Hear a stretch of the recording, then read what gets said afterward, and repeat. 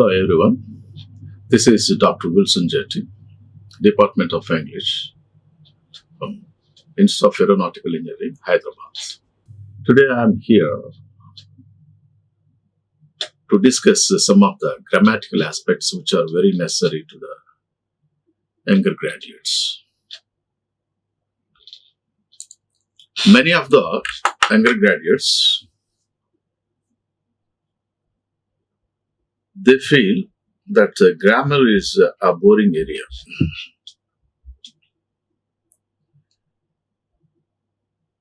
In learning aspects, nothing is boring. Every area, every topic is unique.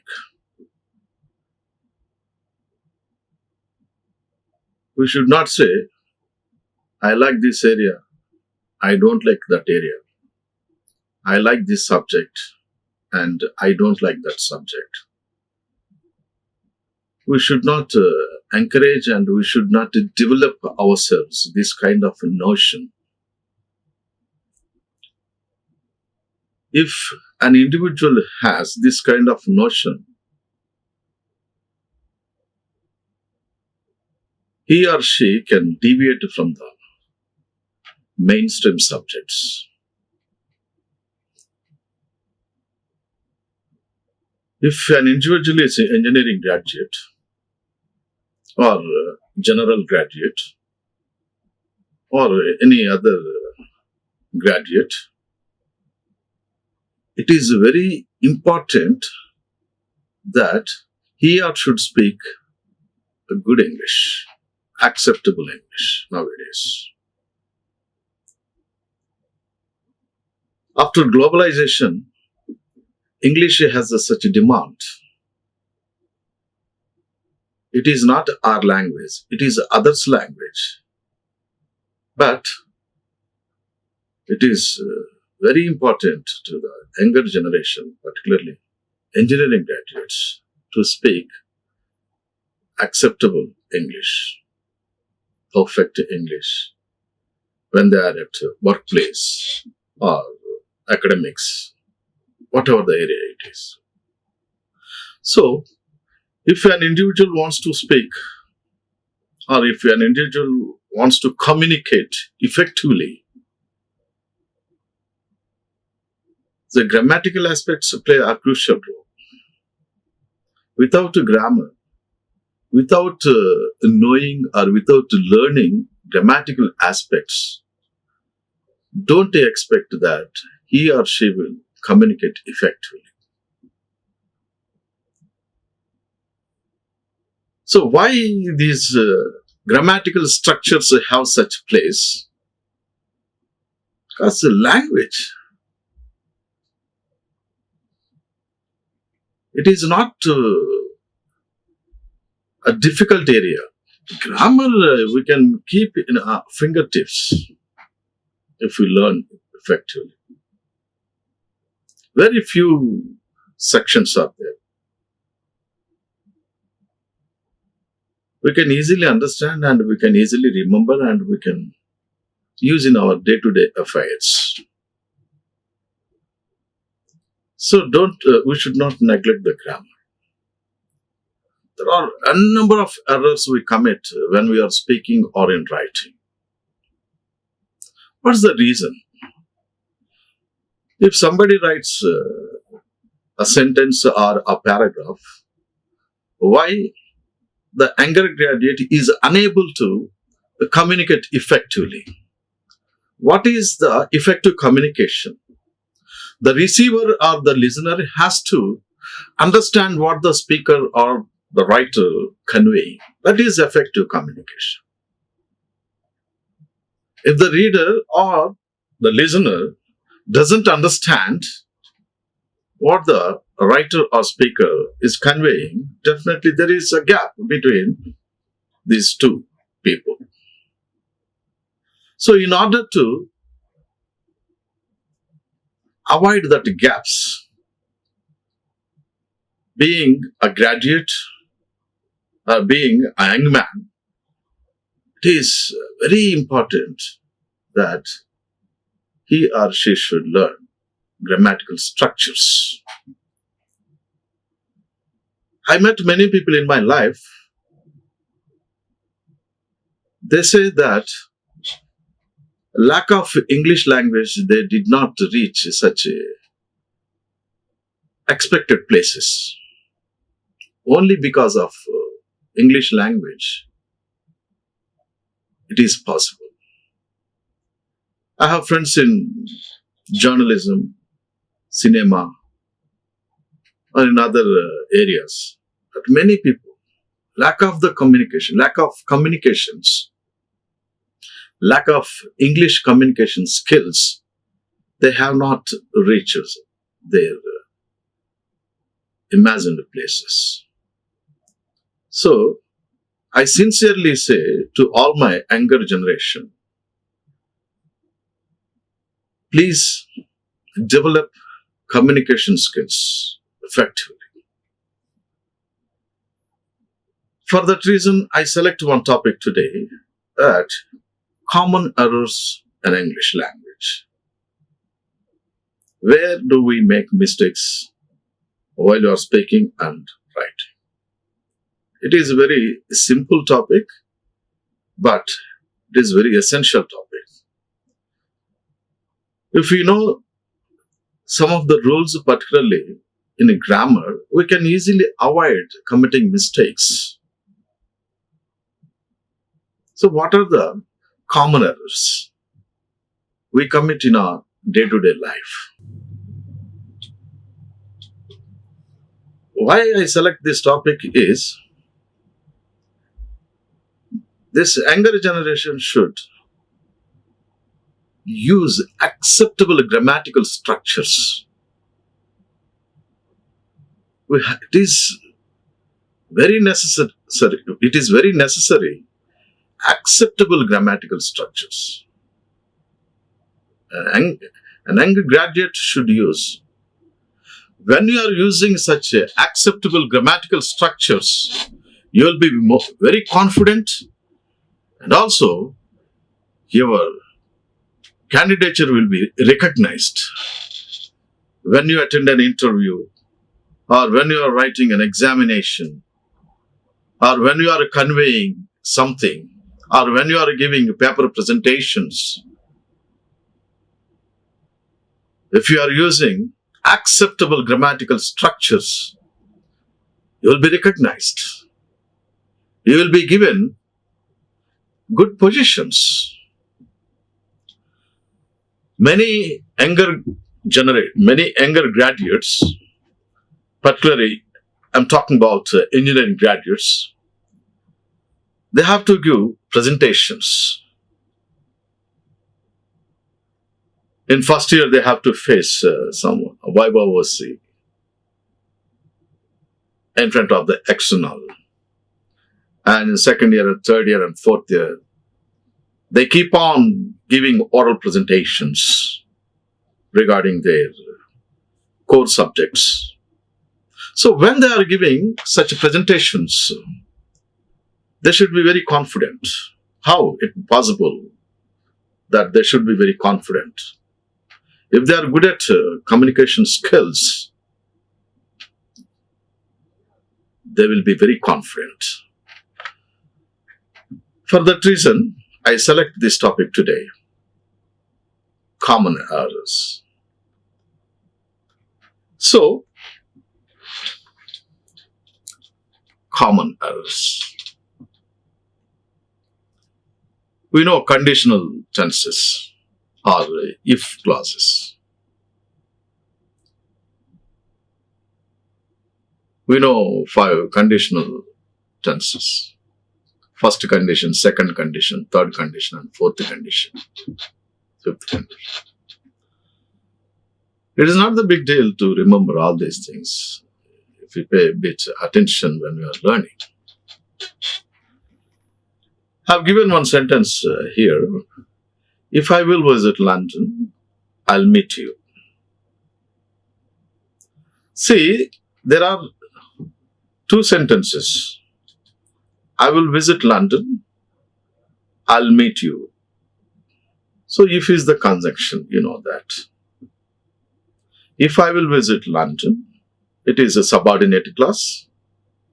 I'll meet you. That is main clause. So,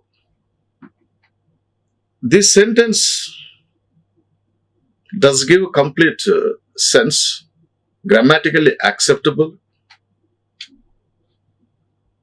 So, it is the duty of a graduate to understand whether the sentence is acceptable or not grammatically.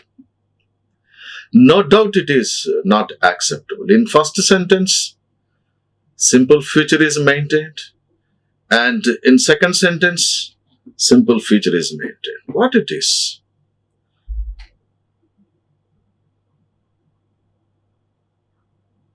In this if clause, there is a one rule. This kind of if clause. If I will visit, it's wrong. Simple present tense and simple future tense. If clause should be maintained, simple present. If I visit London, I'll meet you. So you have to use a simple present tense to refer to the future after conjunctions like when, after, if, as soon as. Otherwise, it is not acceptable. The sentence is not acceptable. See this one. The second sentence I have given you. She married with an engineer. Very common mistake, many people they are using this. She is married with an engineer. Can we use this one with? No, married usually followed with the preposition to. So she married to an engineer. We should not use she married with an engineer. With an engineer, it is exactly translation to our native language. But here, please remember that we are writing or we are conveying in the English language, so that the rules and the structures we have to understand and remember and use in our day-to-day affairs. So, married with is wrong and married to is a right one. And see this, many people, many people, they use every in plural form. We commonly come across that one of my friend is a businessman. Is it wrong? Every is also here. See this one. Every student is intelligent in the class. Every always talks about, singular. One of my friends is a successful businessman. Here, every student, not every students. When we use every, we should take a singular noun form. A singular noun is with every, all the time. So every student is intelligent in the class.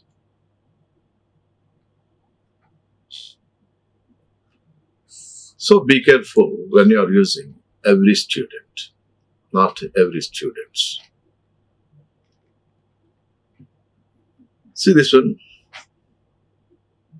Using but and all together.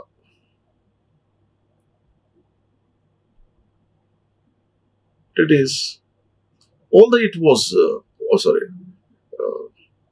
although it was raining, but we went to market. Yeah. Although it was raining, but we went to market. What's the wrong here? We have to take either although or but. We should not use these two conjunctions. But it is a coordinating conjunction and although it is a subordinate conjunction. See this one?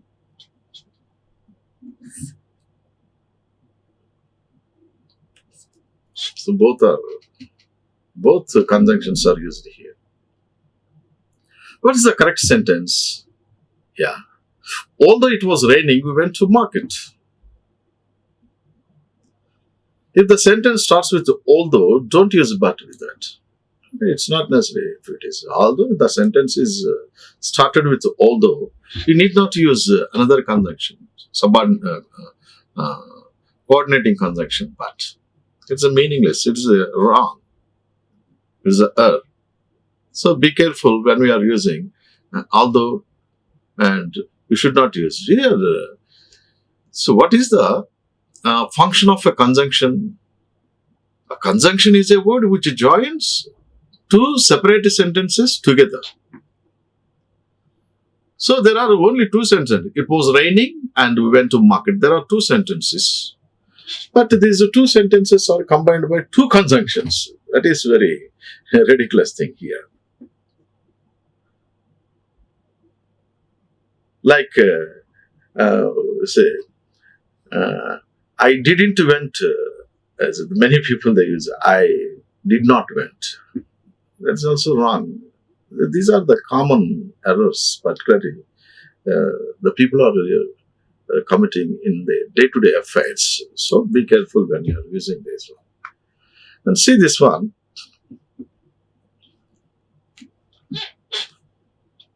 What were your answer? What were your answer? Answer, it is in singular. And we have used here B form, plural form. What were your answer? No, if it is singular, you have to use a singular B form. There should be compatibility when you are using verb and. So, or indicates a position. Your answer, or indicates a position, that is something belonging to while you are a contraction for your. So don't use. Here, at that time, we have to use what was your answer. Contraction, be careful when you are using contraction. Your is a you are. You are. That is the contraction. So we contract. Okay, you are. You are a student. It is a very, in basic level, what we say this one, you are a student. You are a student. It's a very basic English. All the time when you are speaking English, so we have to use the contractions. You are a student. She is my classmate. She is my classmate. She is my classmate. We are friends. We are friends. We are friends. Okay, contraction. So that is different. So your indicates a position, your answer. That is something belonging to you while you are in contraction for you are. Okay. So be careful. So the correct one is what was your answer? Okay. Don't use a contraction at that particular situation.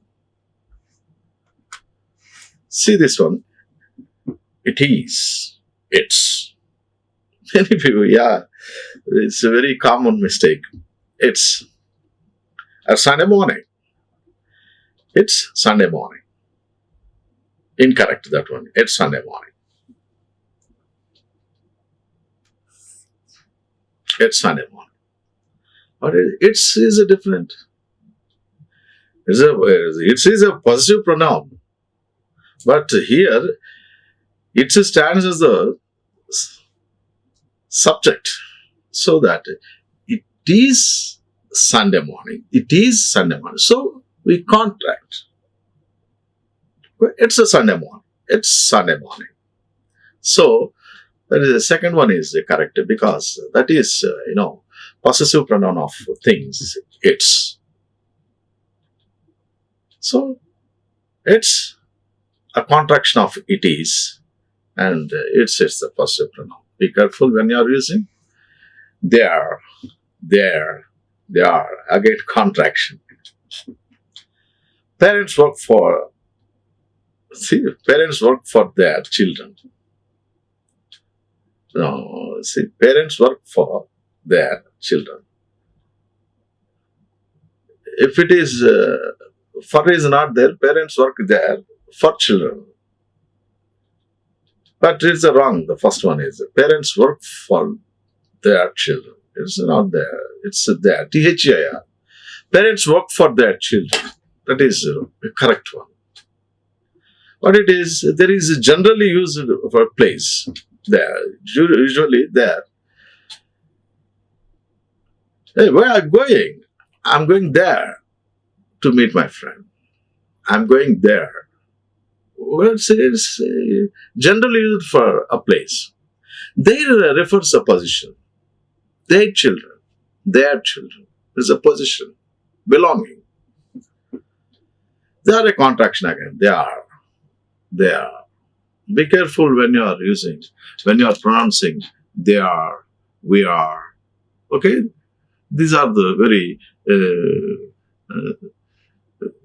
very systematic contractions. Many people, they won't use these kind of contractions, but we have to develop using these kind of contractions. We are, they are. Okay? I'm a boy. I am a boy. I'm a boy. I'm an engineer. I'm an engineer. Don't say, I am an engineer when you are speaking. When you are writing, that is different. When you are speaking, I am an engineer, it's not error. It is also acceptable. I am an engineer. That is very basic. But when you, if you are a graduate, okay, I'm an engineer. I'm, she's, they are, it's. Okay, this is contractions, please. Be careful. And you have to understand what is the contraction and what are the words refer, belonging. Okay, all these things you have to remember very carefully, my dear students, when you are using they are. Almost pronunciation is the same. They are. THERE, THEIR, THEY, apostrophe R. It's same.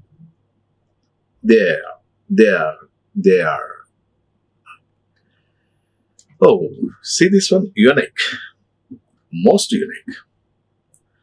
This is the most unique dress. Unique is very special.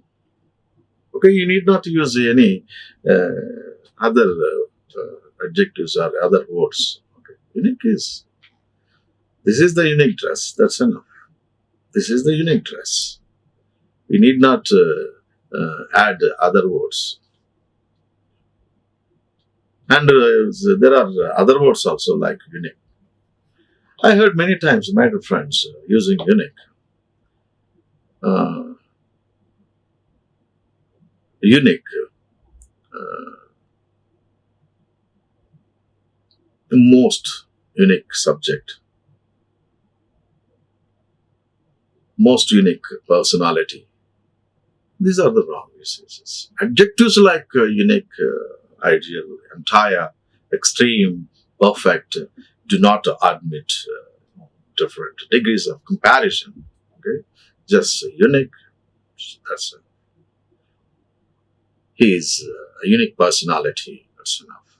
Okay, don't add any other degrees of comparison. And see, me and I. Many people, my students also, I have some of the experiences while I am dealing with my students. They simply, me and he went to market. Me and he went to the library. That is subjective case. Very important. Subjective pronouns we have to use in subjective case. We should not use objective pronouns in subjective case. Objective pronouns are there, subjective pronouns are there. So be careful when you are using. Smith and me went to the mall. Yeah. No, me is it's not appropriate word. It's a wrong usage. Smith and I went to the mall. That is because it is Smith and I. This is the subjective case. I is the subjective pronoun. And what is the rule, grammatical rule here? When talking about doing some activity with someone else, use his or her name followed by I. Fine. That's the thing, my dear friends. See, then.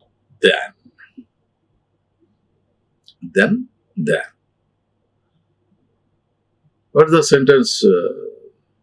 It's there. She is beautiful than her. Yeah, she is beautiful. Then it's different. Okay, see, what is the correct one? She is beautiful than her. She is beautiful than her. It's a comparison. She is beautiful than her. Yeah. Rule. Than is used for the comparison. And then is used for planning a schedule or to indicate instructions. Yes. Then you have to bring bouquet. After that, you have to bring shawl. So we give instructions. Okay. Then after that, okay. It's a process when we are giving some instructions or when we are conveying some process. We use then. Okay. But here, then is appropriate. Then it is not appropriate. Yeah. Next one is amount number. Amount number. What is amount? What is number? Amount something. Okay, some commodity. Okay, that is amount and number. Number, we know that numbers. A greater amount of people are visiting. A greater amount of people are visiting the stadium. Yeah, greater amount of people. Is it right way to use a greater amount of people?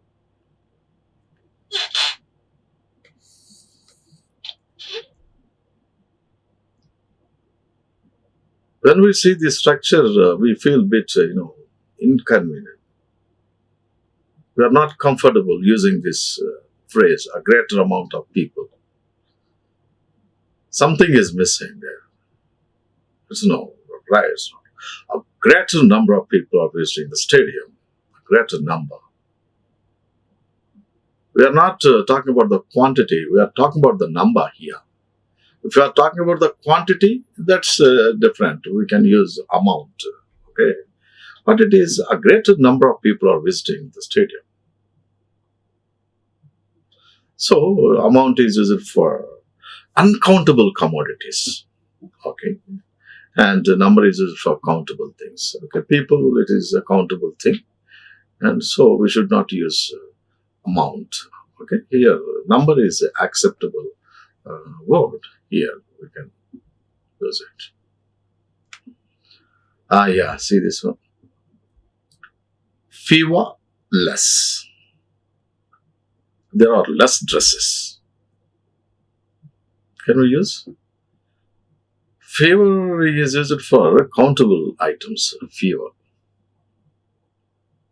Okay. Less is used for uncountable commodities. So there are less dresses. There are fewer dresses. There are fewer dresses. So fewer is used for countable items. We can count the dresses. Okay, it's a countable. So that we can use there are fewer dresses. Okay, we usually say few dresses or fewer dresses. We can say that. That is the right expression, my dear friends. We should not use less dresses. Okay. And see this one.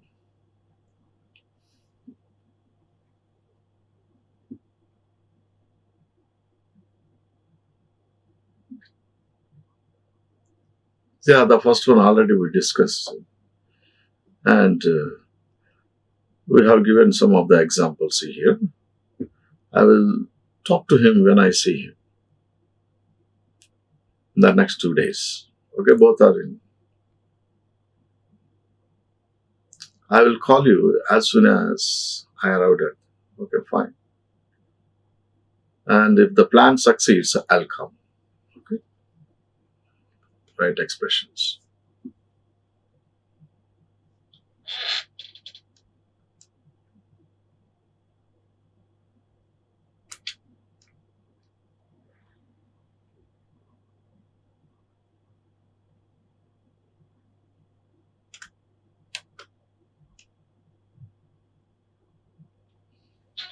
Yeah, next one, see this one. Too enough.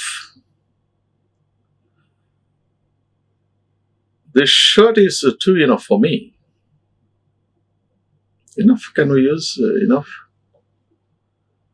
No, too is used before adjectives and adverbs. So, in the above sentence, use too with the adjective big. Yeah. Enough is used for before nouns. So, the shirt is too enough. No, it's wrong. Too enough. So, at that time, it's the wrong usage. This shirt is too big for me. Too big for me. It is too hot to go out. We can say this. Too already. Like some grammatical structures are. We can say, I don't have enough time. I don't have enough time. We should not say, I don't have too enough time. It is wrong. The ring was too small. The ring was too small. We can use the exact expressions, right? Yeah. Well, good. Yeah, well, where do we use well? Where do we use good? He feels well. He feels well. Okay. He feels good is a right expression. So, it is very important, my dear friends, when someone is experiencing a happy, I'm good. Okay. So, good is appropriate expression instead of well. Okay. Well decorated, like that we can use that well. Okay. And also, she feels good after attending a concert. She feels good. She feels good after attending a concert. He feels good by working for a company. Yeah, see, this is feels. So, I feel. Feel automatically is followed with good. I feel good. I feel comfortable. Like that, we can use that. See, yeah, this is also. I have a good news for you. Okay, good news won't take any determinant. Okay, I have a good news for you. Have good news. Have good news for you. That's enough. You should not use. I have good news. Okay, worry kills more than work. Yeah, worry kills more men. But men, it is very. It is not specific. Very generally, we are using men. Okay, worry kills more men than work. Worry kills more men. We should not say worry kills more the men means you are specifying some people, some men. No, it's in general. We are talking very general that worry kills more men than work. This is appropriate one. Use the second one is acceptable, and we should not use that one. The men. This is a wrong one. When you are using very general sense, but this one we learn not at the school, but in life. We learn not at the school. At the school.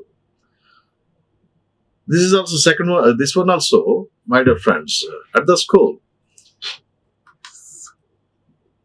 See that at the school. We learn not at the school, but in life. Again, we are specifying the school. Now, when we are conveying very general manner, we learn not at school, not the school. We learn not at school, but in life. That is appropriate usage. Okay, when we are using definite article before school, my father went to the school to pay my tuition fee. My father went to the school. I go to school every day. What it is, my father went to the school to pay tuition fee. I go to school. My father went to the school. And here in second sentence, I go to school every day. Here, if the action is repeatedly happens, if the action repeatedly happens, okay, it is habitual, like regular duty. It's not necessary, you need not use for, okay, I go to school regularly. But father, once in a while he goes to school to pay school fees.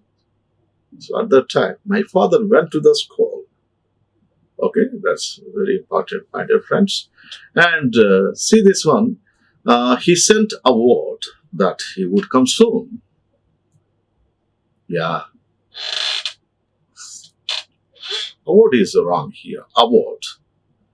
He sent a word that he would come soon.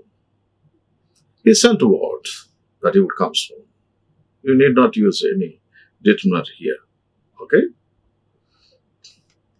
And see this one.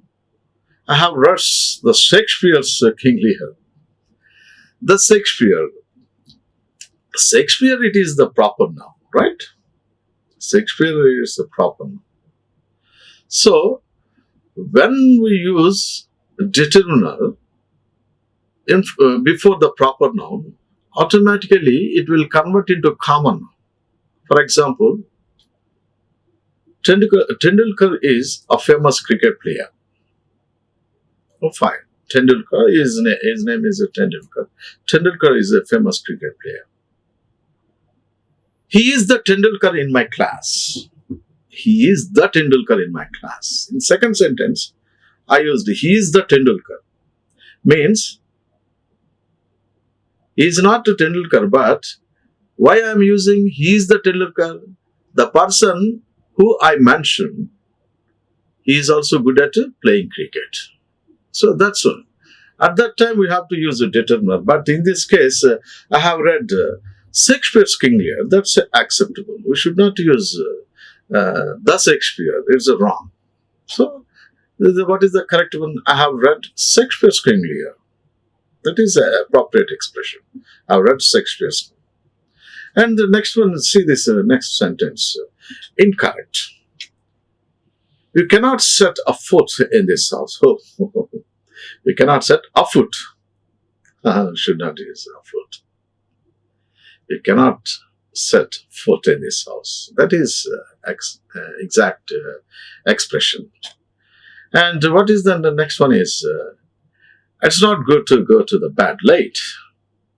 It's not good to go to the bed late. It's not good to go to bed late. Every day we are going to bed. So, can we use determiner? No, we should not use this article, the. Okay? It's not good to go to bed late. That is, see, he is Daniel in judgment. Daniel is a wise man in one of the religious texts. Daniel is a wise man. He is considered as a wise man. If somebody behaves wisely, or if we find a wise man, particularly in giving judgments and all these things, he is a Daniel in judgment. Is that Daniel means? Is a common noun. Daniel, it is a proper noun. In first sentence, Daniel is a proper noun. But in second sentence, a Daniel, it is a common noun. If somebody is wise, we can say, he is a Daniel in judgment. Okay? See, that is the difference. We have to remember that See, be careful. A Daniel, a Daniel. Okay? Proper noun and common noun. Like a Tendulkar, the Tendulkar. Okay, let's see this one. And it was a tough decision to make. It was a tough decision. It was a tough decision. Okay? And a little spark kindles a great fire. A great fire. A little spark kindles a great fire. That is exact expression. And the clock has struck an hours. The clock has struck an hours. Now 7. Struck 7. That's enough. You need not use hours. Okay? And there is no place in the hall. Usually we use that. There is no place in the hall. There is no place in the classroom. In that context, we have to use room. There is no room in the hall. Hey, is there any room in the bus? No. There is no room in the bus. So instead of using place, room is appropriate expression. Okay, there is no room in the hall. So like this. And we came by the 4:30 o'clock train. See this one. We came by. There's we can easily understand when we are reading that sentence. Something is wrong. Some error is there in that sentence. We came by the 4:30 o'clock train. We came by 4:30 train. That's enough. We came by the 4:30 train. 4:30 train. 4:30 o'clock train is not right expression. He left with his belonging, luggage. Belonging, luggage, belongings. He left with his belongings. That is different.